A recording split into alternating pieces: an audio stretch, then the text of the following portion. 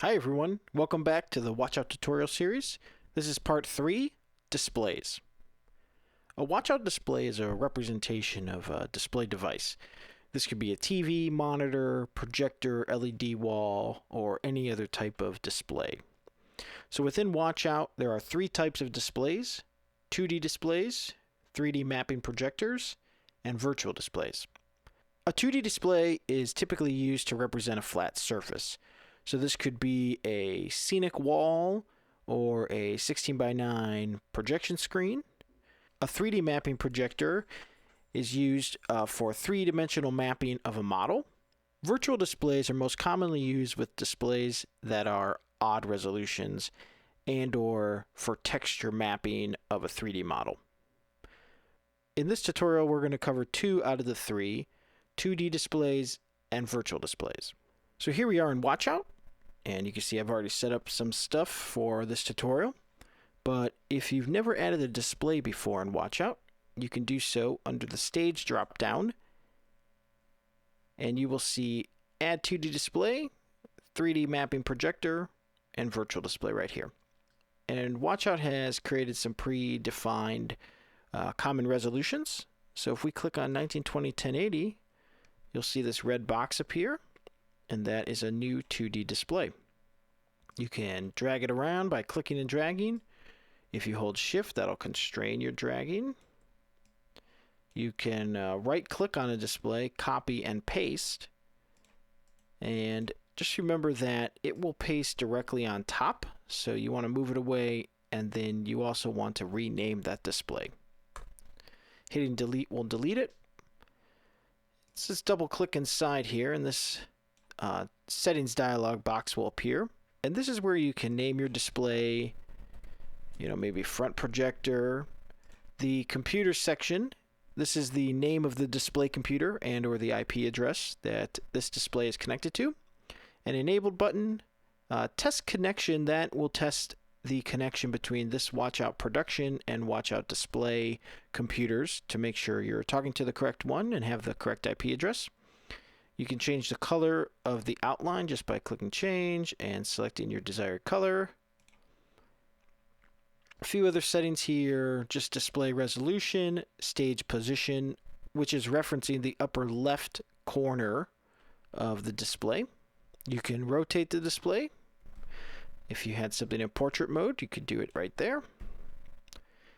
The other tabs here are geometry, masks, and advanced. And in these 3 tabs, you can make adjustments to the output of that display. And it's important to remember that you're only adjusting pixels here. You're not actually adjusting for a projector lens shift, for example. Masking, you can add masks to the output.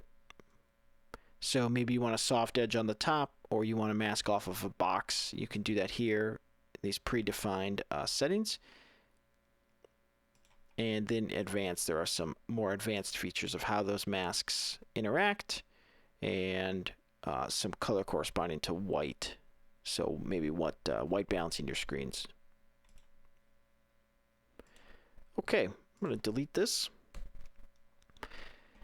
So let's move to our first example. So this is a 1920 by 1080 display here in yellow. And I just have a mapping grid underneath of it. And anything that is inside of this yellow box will be seen in your output device. Okay, let's talk about virtual displays. Virtual displays are not associated with any specific display device. They display whatever content is inside and allows it to be used as a piece of media within Watchout. Over here, we can add virtual display, and you'll get a dialog box where you can name this. Same thing, you can color it, and you can tell it what the resolution needs to be. So this one, I'm going to set up 500 by 1080. And it will appear right here in blue. And so to show an example of this, I've created this grid here. This is a template grid, and this is 500 by 1080. And so this may be a representation of a specific size of a flat that may be flying in a scenic element. And if I put this content under this display, now whatever is inside of this box, this virtual display, will be cycled back into the Watchout software and appear as a piece of content. So down here we could see, let's move this here, test VD, and that's the virtual display that we just created. And if I drag that back into the timeline, you notice it appeared over here.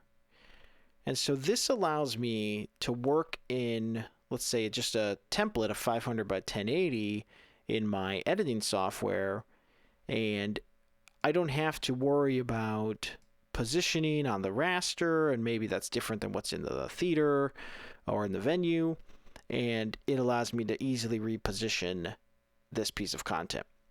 Let's look at one final example, something that's more common with how I work. So this here is a art canvas that's maybe representative of your scenic set. So this is a large surface that you want to project on, and this piece here, let's say, flies in and out and is downstage of this wall. So how do we bring content in and not have to pin it to this surface every time or to this surface? And we can do that with virtual displays. So this is a template here, and it has the 500 by 1080 and it has the 1920 by 1080 surface. And these both have virtual displays 1 and 2 linked to them. So you can see that by the outline here. And so I can work in this template in any of my editing software. And then when I bring it into Watchout, we can already have it mapped. So if we drag in Virtual Display 1 and Virtual Display 2, Virtual Display 2 is 500 by 1080, and we can position that here on this scenic piece. Virtual Display 1 is flat, and if we add a tween, we could corner pin this down to match the perspective of this piece here. It's important to note here that there are a lot of factors to take into consideration when using virtual displays. Projector placement, lens choice, and pixel density will all affect how you're going to maybe corner pin or map a piece of content. Ultimately, those decisions will come down to what you're trying to accomplish and the tools that you have to work with. So now, no matter what, whatever we drag into this template, if we wanted this to come into here, you'll notice that it is mapped to this perspective surface. So that is the power of virtual displays. It allows you to really have a great sense of control over different scenarios that you might be in as a creative artist. So I think that wraps up our tutorial here on displays for 2D and virtual displays. So thank you for watching, and we'll see you in the next video.